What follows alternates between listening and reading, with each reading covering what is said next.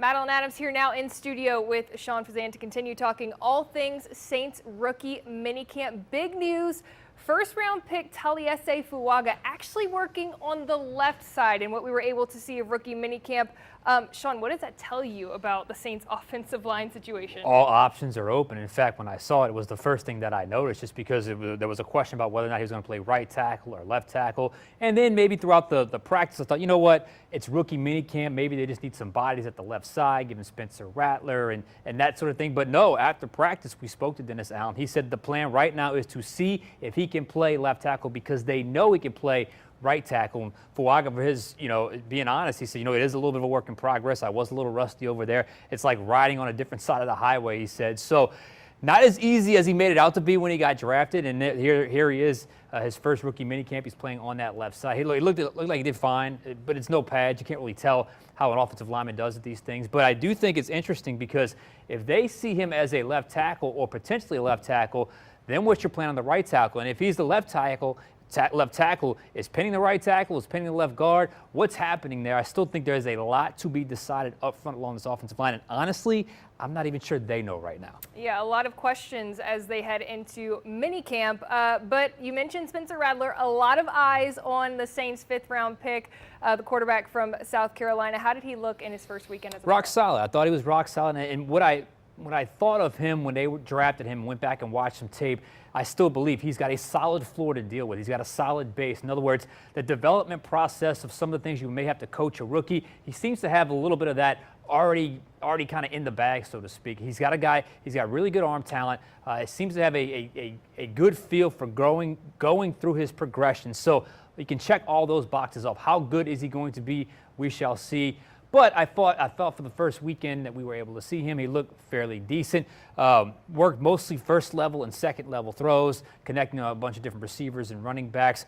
Really looked well in the middle of the field. There was a couple times where he was a little off target when it came to that deeper dig route in the middle of the field. But other than that, felt like it was a pretty solid opening for Spencer Rattler. And obviously, the media only gets to see really a limited portion of rookie minicamp. But who and what you were able to see on Saturday kind of stood out to you on the practice? The guy that caught my attention most, the guy I wasn't necessarily expecting to see a whole lot of, was Bub Means, a fifth-round pick, a fellow fifth-round pick to Spencer Rattler. Spencer Rattler connected with him 3 times, once during 7-on-7 and twice during team drills, and all 3 of them were over that kind of square in, skinny post glance type route. You would see about 10 to 12 yards down the field, nice connection, run after catch. His physical stature is impressive. In other words, when I saw him up against the other receivers, just from a size standpoint, he looked bigger, and that was something that they really liked when they drafted him out of Pittsburgh. We talked to him after. He's got great energy, seems to be very optimistic and excited about the opportunity ahead.